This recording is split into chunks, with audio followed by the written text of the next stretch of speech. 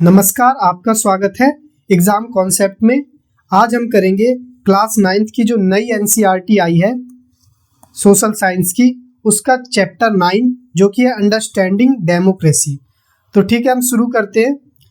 तो डेमोक्रेसी का क्या मतलब होता है, डेमोक्रेसी का मतलब क्या होता है ये हम जानेंगे।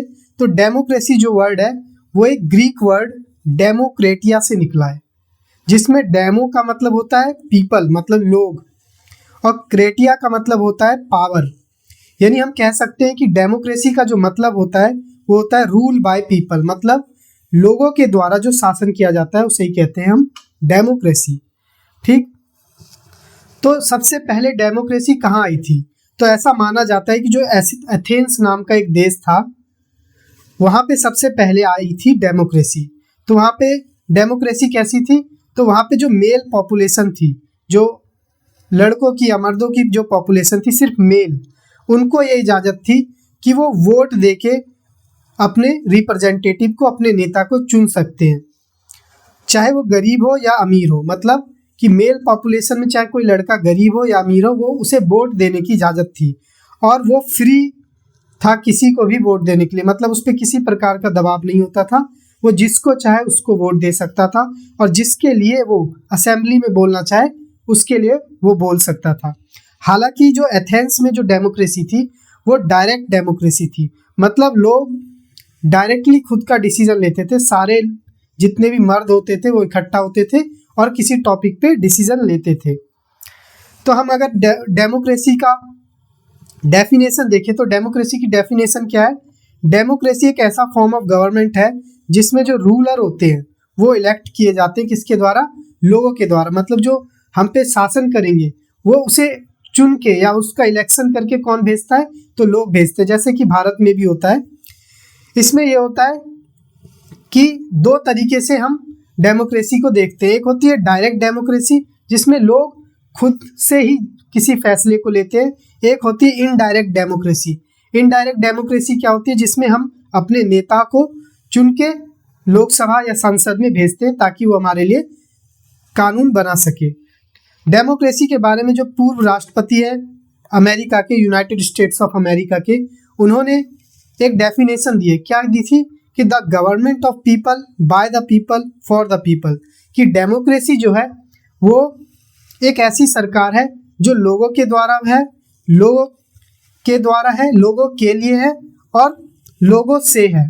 ठीक, अब हम देखते हैं कि डेमोक्रेसी किसी भी देश में जरूरी नहीं है कि डेमोक्रेसी है तो इसका मतलब है कि वो देश में सब बहुत कुछ अच्छा चल रहा हो, ऐसा जरूरी नहीं है। मतलब ये नहीं कह सकते हम कि अगर हम किसी को इलेक्शन के थ्रू भेज रहे हैं तो जरूरी नहीं है कि वहाँ पे डेमोक्रेसी ही आ जाए, यानी लोगों का शासन ही आ जाए।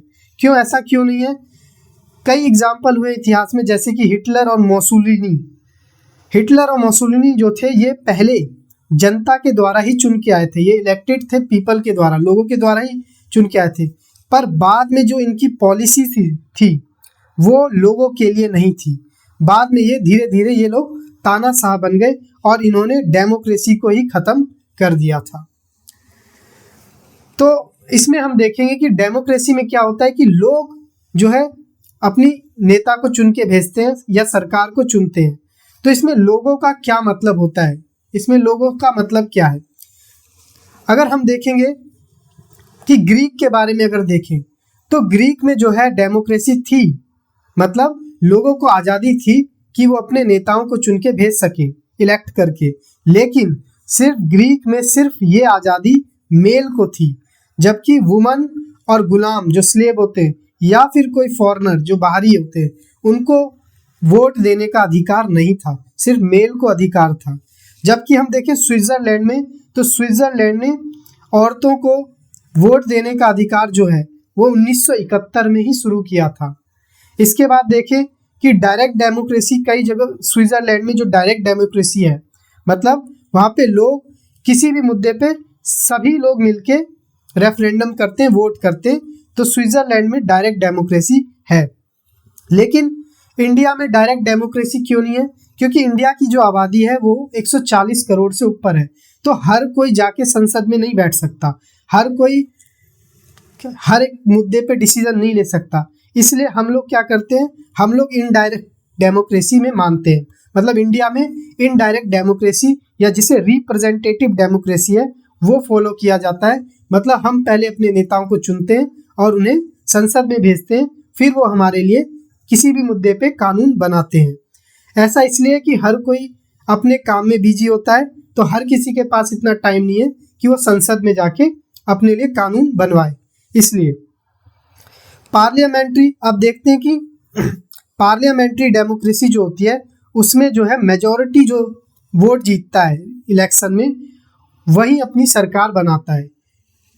लेकिन वो ये इंश्योर करता है कि जो माइनॉरिटीज़ के राइट है ना वो भी प्रोटेक्टेड रहे। मतलब जो देश में कोई माइनॉरिटी रह रही है उसके भी राइट्स जो है, उनका भी अधिकार जो है वो प्रोटेक्टेड रहे।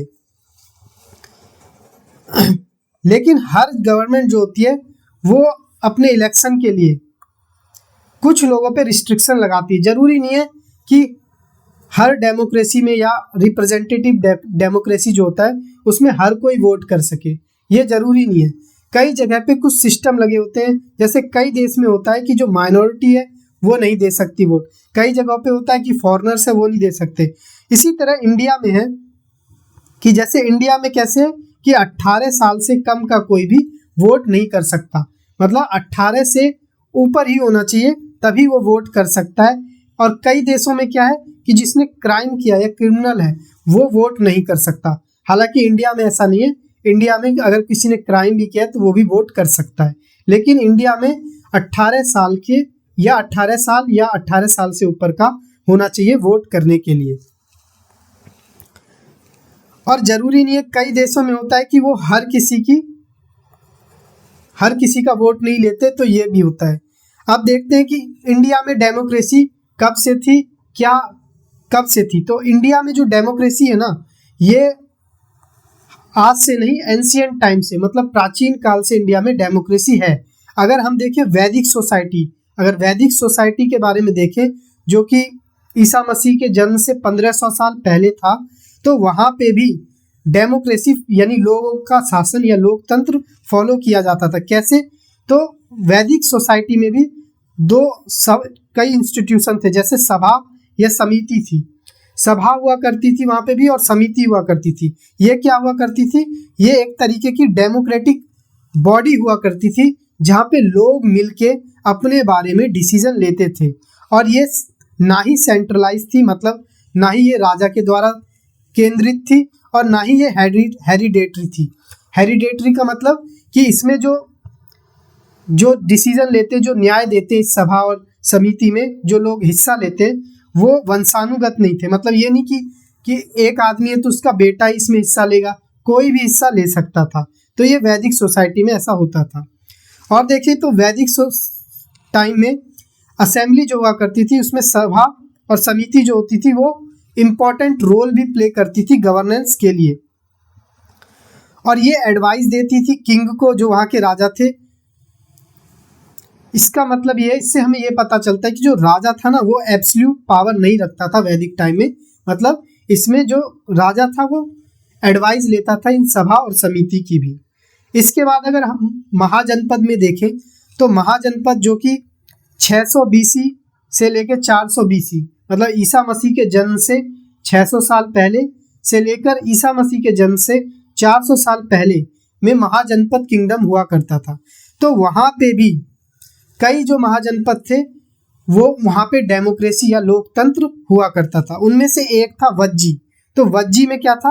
रिपब्लिकन सिस्टम हुआ करता था। मतलब वहाँ पे जो सरकार चुनी जाती थी वो लोगों द्वारा चुनी जाती थी, ना कि वंशानुगत। वंशानुगत मतलब कि वहाँ का राजा, अगर राजा है तो उसका बेटा जरूरी नहीं है कि राजा बनेगा, अगला राजा जो होगा वो लोगों के द्वारा इलेक्शन करके बनाया जाता था। तो वहाँ पे डेमोक्रेसी को फॉलो किया जाता था। इसके बाद देखें हम बुद्धिस्ट में, बुद्धिस्ट टेक्स्ट है एक महापरिनिब्बा सूत्र, उसमें ये साफ साफ लिखा है कि वज्जी में जो था इलेक्शन के थ्रू ही राजा को सेलेक्ट किया जाता था। इसके बाद दूसरा एक महाजनपद था शाक्य महाजनपद। ये शाक्य महाजनपद कौन सा महाजनपद था? जिसमें महात्मा बुद्ध का जन्म हुआ था। और यहाँ पे भी शाक्य जनपद में भी राजा जो था वो इलेक्ट होता था, मतलब उसका इलेक्शन कराया जाता था और लोगों के द्वारा चुना जाता था, कुछ लोगों के द्वारा, जिसे जो असेंबली ऑफ एल्डर्स उसे कहते थे। अब हम देखें तो पंचायत सिस्टम, जो पंचायत है आज, ये भारत में हजारों सालों से पंचायत, और ये आज मॉडर्न डेमोक्रेसी में भी है, भारत में पंचायत आज भी है और हजारों साल में भी है। पंचायत जो वर्ड है, ये इसका मतलब होता था पांच, मतलब 5 लोगों की काउंसिल। तो किसी भी समाज में 5 जो सबसे बड़े और रिस्पेक्टेड लोग होते थे, मतलब जो बूढ़े और रिस्पेक्टेड लोग होते थे, वो जो फैसला देते थे उसे ही कहते थे पंचायत। अब हम देखें गुप्ता पीरियड में, तो गुप्ता पीरियड के टाइम भी लोकल सेल्फ गवर्नमेंट हुआ करता था भारत में। लोकल सेल्फ गवर्नमेंट मतलब जैसे गांव में पंचायत होती वैसे। तो इस विलेज काउंसिल को उस टाइम जाना जाता था सभा के नाम से, और ये क्या करते थे, ये लोगों को जस्टिस देते थे, या कोई भी लोकल अफेयर्स होता था या कोई भी लोकल मैटर होता था, उसमें लोग जो थे फैसला, तो लोग जो थे वो फैसला करवाते थे सभा से। सभा क्या होती थी उस टाइम, विलेज काउंसिल हुआ करती थी। इसके बाद देखें तो क्या क्या फीचर्स है डेमोक्रेसी के, मतलब डेमोक्रेसी के फीचर्स क्या क्या है। तो इस डेमोक्रेसी में क्या होता है, जो फाइनल डिसीजन है वो इलेक्टेड रिप्रेजेंटेटिव के द्वारा लिया जाता है। मतलब हम जिसे चुन के भेजते हैं शासन करने के लिए, वही फैसला लेते हैं। मतलब फाइनल डिसीजन मेकर कौन होते हैं, जिसे हम चुन के भेजते हैं। जैसे हम अपने एमएलए और एमपी को चुन के भेजते हैं, तो वही संसद में जाते हैं और हमारे लिए डिसीजन लेते हैं। दूसरा, फ्री एंड फेयर इलेक्शन।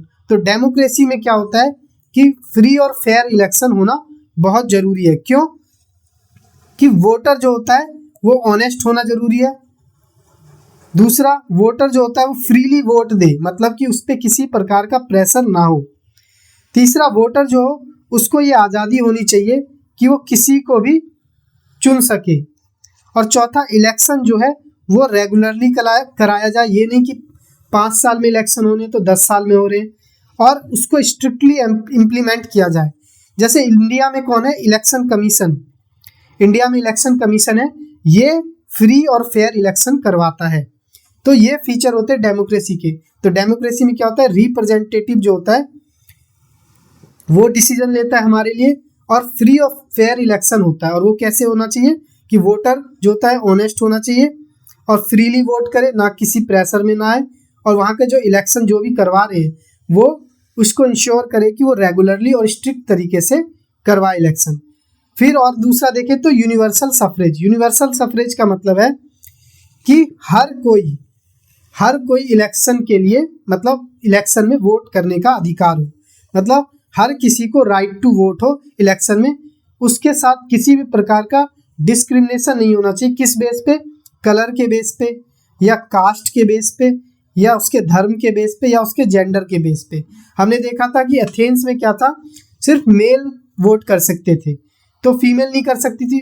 तो ये जेंडर के बेस पे क्या हो गया, उनके साथ डिस्क्रिमिनेशन हो गया। तो ये नहीं होना चाहिए।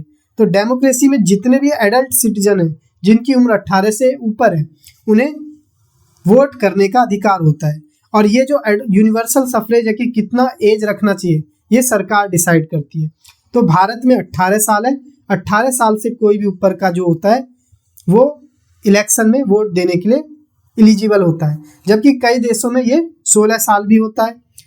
फिर फ्रीडम ऑफ एक्सप्रेशन, जितने भी लोग वोट डेमोक्रेसी में होते हैं उनको ये अधिकार होना चाहिए कि वो अपनी बातों को, अपने ओपिनियन को एक्सप्रेस कर पाए बिना किसी डर के। मतलब कि वो जो गवर्नमेंट की कोई भी पॉलिसी है उसको खुल के बता सके, अगर उसमें कुछ अच्छी बात है तो खुल के बोल सके, या उसमें कुछ गलत बात है तो उसे खुल के क्रिटिसाइज कर सके, उसके लिए मीटिंग कर सके, कैंपेन कर सके किसी भी पब्लिक इशू पे। तो फ्रीडम ऑफ एक्सप्रेशन का मतलब होता है कि बिना किसी डर के इंसान डेमोक्रेसी में अपनी बातों को रख सके। फ्रीडम टू फॉर्म एसोसिएशन, तो डेमोक्रेसी का अगला फीचर जो है फ्रीडम टू फॉर्म एसोसिएशन, मतलब हर जो सिटीजन है उसके पास ये अधिकार होना चाहिए कि वो एक एसोसिएशन बना सके, अपना एक यूनियन बना सके, या अपनी कोई पॉलिटिकल पार्टी बना सके, और उन्हें जब मन करे ज्वाइन कर सके और जब मन करे छोड़ सके। मतलब उसके ऊपर कोई दबाव नहीं होना चाहिए कि तुम इसी पार्टी को ही वोट दो या इसी पार्टी से ही जुड़ो या इस पार्टी को छोड़ो। फिर है freedom of culture and religion. तो डेमोक्रेसी जो होता है इसमें जो लोग होते हैं इनको ये फ्रीडम होनी चाहिए कि वो किस बिलीफ को या किस फेथ को फॉलो करते हैं, मतलब वो किस धर्म को फॉलो करते हैं या वो किस बिलीफ को फॉलो करते हैं, इसका उनको पूरी तरह से फ्रीडम होना चाहिए। वो अपने धर्म के बारे में फ्रीली बोल सके, वो अपनी लैंग्वेज को फ्रीली बोल सके, ये हमें इंश्योर करना होता है। फिर उसके बाद देखेंगे कि इंडिविजुअल फ्रीडम। तो डेमोक्रेसी में हर सिटीजन जो होता है वो फ्री होना चाहिए, मतलब उसे कहीं भी जाने आने की, कहीं भी रहने की देश में, या कहीं पे भी ज़मीन खरीदने की, या कहीं पे भी किसी भी स्कूल में एजुकेशन लेने की आज़ादी होनी चाहिए। मतलब ये नहीं होना चाहिए कि मैं अगर यहाँ से गुजरात गया तो मैं गुजरात में घर नहीं बना सकता, मैं वहाँ पे भी बना सकता हूँ, मैं वहाँ पे भी रह सकता हूँ, मैं यहाँ से गुजरात जा सकता हूँ, मुझे कोई नहीं रोक सकता। तो ये सब होना चाहिए। हालांकि कई बार एक रीजनेबल रिस्ट्रिक्शन लगाया जाता है, किस बेस पे कि कोई मोरालिटी या कोई नेशनल सिक्योरिटी हो। तब मान लो कि कोई एक आदमी है जिसको कोरोना हो गया और वो जानबूझ के कहीं पे कोरोना फैलाने जा रहा है, तो उस केस में सरकार उस पर रिस्ट्रिक्शन लगा सकती है। या फिर कोई आदमी है या कोई आतंकवादी है, वो कहीं पे आतंक फैलाने जा रहा है, तो उस केस में सरकार उस पर क्या कर सकती है, रिस्ट्रिक्शन लगा सकती है। फिर अगला है रूल ऑफ लॉ। किसी भी डेमोक्रेसी में जो है रूल ऑफ लॉ मतलब कानून का राज होना चाहिए, मतलब जो कानून के हिसाब से वैसे बात होनी चाहिए। और कोई भी आदमी कानून से ऊपर नहीं होना चाहिए, चाहे वो पुलिस हो या मिलिट्री हो या फिर सिविलियन हो, कोई भी हो, वो कानून से ऊपर नहीं होगा। और जुडिशियरी उस देश में जहाँ पे डेमोक्रेसी है, वहाँ पे जो वहाँ की जुडिशियरी है, न्यायालय है, वो फ्री होनी चाहिए, इंडिपेंडेंट होनी चाहिए। और इसलिए और वो लोगों के राइट्स को, लोगों के जो अधिकार है उसको वहाँ की जुडिशियरी जो है प्रोटेक्ट करने के लिए एलिजिबल होनी चाहिए। तो ये है डेमोक्रेसी के बारे में। फिर हम देखते हैं कि टाइप ऑफ डेमोक्रेसी। तो डेमोक्रेसी कितने तरीके की होती है। तो डेमोक्रेसी जो होती है वो दो तरीके की होती है। एक तो डायरेक्ट डेमोक्रेसी। डायरेक्ट डेमोक्रेसी क्या होती है, जहाँ पे लोग जो है ना वो खुद ही डिसीजन लेते हैं, मतलब वो डायरेक्टली डिसीजन लेते हैं किसी भी मुद्दे पे, वो किसी को चुन के संसद में नहीं भेजते, जैसे कि स्विट्जरलैंड में होता है। स्विट्जरलैंड में अगर कोई भी मुद्दा है कि यहाँ पे नाली बनानी है या हमें कोई जहाज खरीदना है, तो सभी लोगों को एक मैसेज आता है, एक लिंक आता है, फिर वो उस लिंक पे क्लिक करते हैं और अपना वोट दे देते हैं कि हमें खरीदना चाहिए या नहीं खरीदना चाहिए, या सड़कें बनवानी चाहिए या नहीं। तो उसे कहते हैं डायरेक्ट डेमोक्रेसी। मतलब इसमें जो लोग होते हैं वो डायरेक्टली डिसीजन लेते हैं किसी भी चीज़ को लेके। फिर दूसरी डेमोक्रेसी होती है रिप्रेजेंटेटिव डेमोक्रेसी।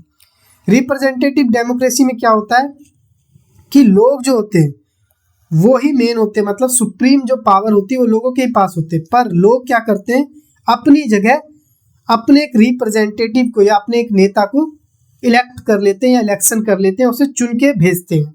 जैसे कि इस फोटो में दिखाया जा रहा है, इलेक्शन हो रहा है, तो यहाँ पे नेता को चूज कर, अपने नेता को इलेक्ट करते हैं और उसे संसद में या जो भी है पार्लियामेंट में वहाँ भेजते हैं। फिर वो वहाँ जाके वो सारे सांसद या एमएलए वहाँ जाके हमारे लिए डिसीजन लेते हैं।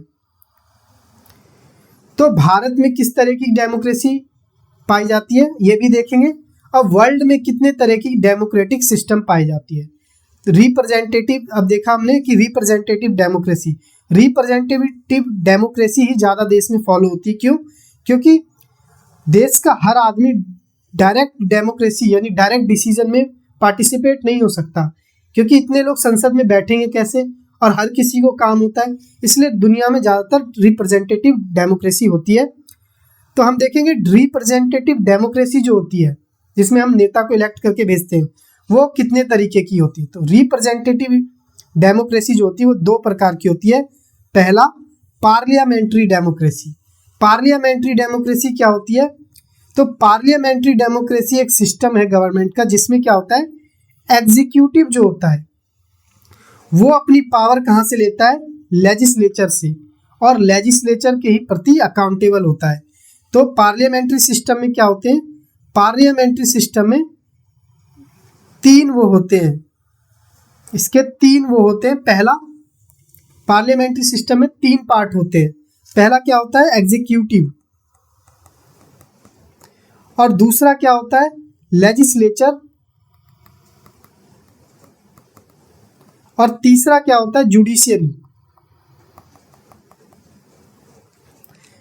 तो इसमें क्या होता है, जो एग्जीक्यूटिव होते हैं, पहले लेजिस्लेचर का इलेक्शन होता है, इसी लेजिस्लेचर में से एग्जीक्यूटिव को नॉमिनेट किया जाता है। जैसे कि हमारे यहाँ एमपी का इलेक्शन होता है, एमपी के इलेक्शन में सारे एमपी चुन के पार्लियामेंट जाते हैं, और उसी पार्लियामेंट्स में से जिसकी सरकार बनती है, जिस पार्टी की, एक आदमी प्रधानमंत्री बनता है और कुछ लोग मंत्री बनते हैं। तो जो प्रधानमंत्री और मंत्री बनते हैं उसे हम कहते हैं एग्जीक्यूटिव, और जितने भी सरकारी नौकर होते हैं, सरकारी कर्मचारी, वो भी एग्जीक्यूटिव का ही पार्ट होते हैं। तो ये जो प्रधानमंत्री और काउंसिल ऑफ मिनिस्टर उनके होते हैं जितने भी, तो ये क्या होते हैं, ये लेजिस्लेचर जो होता है, हमारी जो लोकसभा है, उसके प्रति अकाउंटेबल होते हैं। और ये जो होते हैं ये खुद पार्ट होते हैं उस लेजिस्लेचर का। जैसे प्रधानमंत्री जो है ये खुद भी पार्ट है उस लोकसभा का, और उस लोकसभा के लिए रिस्पॉन्सिबल है। तो इसमें क्या होता है, एक प्रधानमंत्री चुना जाता है जो कि गवर्नमेंट का हेड होता है, और प्रधानमंत्री किस पार्टी से चुना जाता है, जो मेजोरिटी पार्टी होती है जो जीतती है इलेक्शन में। और प्रधानमंत्री के साथ फिर उसकी एक काउंसिल ऑफ मिनिस्टर होती है, मंत्रियों का समूह, और जो रिस्पॉन्सिबल होती है हमारे लिए डिसीजन लेने के लिए, हमारे लिए पॉलिसी बनाने के लिए। तो पार्लियामेंट्री डेमोक्रेसी में और क्या होता है, तो काउंसिल ऑफ मिनिस्टर होते हैं जो प्रधानमंत्री के साथ होते हैं, और ये लेजिस्लेचर के प्रति उत्तरदायी होते हैं। अगर ये कुछ भी गलत करते हैं तो इन्हें जवाब देना होता है लोकसभा में। लोकसभा को ही कहते हैं इंग्लिश में लेजिस्लेचर। इंडिया में जो है बाय कैमरल लेजिस्लेचर है, मतलब दो लेजिस्लेचर है इंडिया में सेंटर में, एक है लोकसभा, दूसरी है राज्यसभा। और ये जो फोटो है ये इंडिया की नई पार्लियामेंट की फोटो है, ठीक है। तो ये जो था पीछे आप देख रहे हो, ये वाली ये पुरानी पार्लियामेंट है, और ये वाली जो है ये नई पार्लियामेंट है, ये वाली। इसके बाद प्रेसिडेंशियल डेमोक्रेसी, राष्ट्रपति के द्वारा जो डेमोक्रेसी होती है, ये क्या होती है, तो प्रेसिडेंशियल डेमोक्रेसी में क्या होता है, जो प्रेसिडेंट होता है ये अपनी सरकार बनाता है, और यहाँ पे क्या होता है, सेपरेशन ऑफ पावर को माना जाता है। जैसे पार्लियामेंट्री डेमोक्रेसी में क्या देखा था हमने, पहले लेजिस्लेचर का वो लोकसभा का इलेक्शन होता है जिसे लेजिस्लेचर कहते हैं, पार्लियामेंट, फिर राज्यसभा, इन दोनों से मिलके जो लोकसभा है, इसी में से कुछ लोग होते हैं जो मंत्री बनते हैं और प्रधानमंत्री बनते हैं, और इन्हें ही हम कहते हैं एग्जीक्यूटिव। लेकिन प्रेसिडेंशियल डेमोक्रेसी में क्या होता है कि प्रेसिडेंट का अलग से इलेक्शन होता है, उससे सिर्फ प्रेसिडेंट बनता है, और जो ये तो प्रेसिडेंट को वहाँ पे कह देते हैं एग्जीक्यूटिव। और जबकि लेजिस्लेचर जो होता है उसका अलग इलेक्शन होता है, तो प्रेसिडेंट का लेजिस्लेचर से या लोकसभा से कोई लेना देना नहीं होता। प्रेसिडेंट अपना खुद से डिसीजन लेता है, और वहाँ की लोकसभा है वो अपना खुद से काम करती है। इसमें क्या होता है, एग्जीक्यूटिव जो होता है वो इंडिपेंडेंट होता है, किससे, लेजिस्लेचर से। किसमें, प्रेसिडेंशियल डेमोक्रेसी में। प्रेसिडेंशियल फॉर्म ऑफ गवर्नमेंट में क्या होता है, जो प्रेसिडेंट होता है वो रियल एग्जीक्यूटिव भी होता है और हेड भी होता है स्टेट का, मतलब वही सरकार भी चलाता है और वही एग्जीक्यूटिव जो है उसका हेड भी होता है। जबकि पार्लियामेंट्री डेमोक्रेसी में जो प्रेसिडेंट होता है वो सिर्फ नॉमिनल हेड होता है, वो बस नाम का रूलर होता है। असलियत में जो शासन होता है एग्जीक्यूटिव का वो प्रधानमंत्री के हाथ में होता है, जैसे कि भारत में होता है। हमारे देश में राष्ट्रपति तो है, लेकिन जो सारी पावर है वो प्रधानमंत्री के पास होती है। प्रेसिडेंट जो होता है डायरेक्टली एक्सरसाइज करता है अपनी पावर को, मतलब सीधा, और वो किसी चीज के लिए लेजिस्लेचर के प्रति रिस्पॉन्सिबल नहीं होता। और प्रेसिडेंशियल डेमोक्रेसी में क्या होता है कि जो एग्जीक्यूटिव है, लेजिस्लेचर है और जुडिशियरी है, ये तीनों बिल्कुल अलग होते हैं और बिल्कुल इंडिपेंडेंट होते हैं एक दूसरे से। अब हम देखते हैं कि डेमोक्रेसी जो है सबसे अच्छी चीज़ है, सबसे अच्छा शासन डेमोक्रेसी का शासन माना जाता है, मतलब लोकतंत्र। लेकिन फिर भी डेमोक्रेसी में कई चैलेंजेस हैं, तो वो चैलेंजेस क्या क्या होते हैं। तो अमीर और गरीब के बीच में जो बहुत बड़ा गैप होता है, इसकी वजह से होता क्या है, जो अमीर लोग होते हैं वो पॉलिटिक्स में आराम से चले जाते हैं क्योंकि उनके पास बहुत पैसा होता है, गरीब के पास पैसा नहीं होता। तो अमीर जो होता है वो इलेक्शन लड़ता है और वो पॉलिटिक्स में आराम से चला जाता है। इसके बाद वो क्या करता है, जो गरीब लोग होते हैं उसका एक्सप्लॉयटेशन करता है, उनके साथ गलत करता है, जैसे कि हम इंडिया में देखते भी हैं। इसके बाद होता क्या है कि गरीबी और अमीरी ज़्यादा होने के कारण जो होता है, जो पॉलिसी मेकर होते हैं, जो हमारी सरकार होती है, वो क्या करती है, अमीरों की चीज़ों पे ज़्यादा ध्यान देती है। जो अमीर लोग होते हैं, जो पावरफुल लोग होते हैं, उनके इंटरेस्ट को ज़्यादा देखती है सरकार और गरीबों के इंटरेस्ट को कम देखती है, जैसे कि हम देखते भी हैं। फिर तीसरा है कि जब गरीब और अमीर की वजह से होता क्या है कि जो अमीर आदमी होता है उसके पास तो पैसा होता है खूब, तो उसके इलेक्शन जीतने के चांस ज़्यादा होते हैं उस इंसान से जो गरीब होता है, क्योंकि उसके पास ज़्यादा पैसा है। तो ज़्यादा पैसा का यूज करके इलेक्शन में दारू बंटवा के या कैसे भी खाना खिला के लोगों को पैसे दे के ज़्यादा जीत सकता है, लोगों को से ज़्यादा वोट ले सकता है। फिर उसके बाद होता क्या है, डेमोक्रेसी में एक और चैलेंजेस ये है कि कई देशों में होता क्या है कि जो वोटर्स होते हैं, जो वोट करते लोग, उनको ज़बरदस्ती मार पीट के या डरा धमका के उनसे वोट करवा लिया जाता है या उन्हें वोट करने से रोक दिया जाता है। तो ये सब चैलेंजेस है डेमोक्रेसी के। तो अगर अच्छा लगे तो सब्सक्राइब करें एग्ज़ाम कॉन्सेप्ट को। Thank you. अगला लेक्चर देखने के लिए चैनल को सब्सक्राइब करते रहें। ठीक है।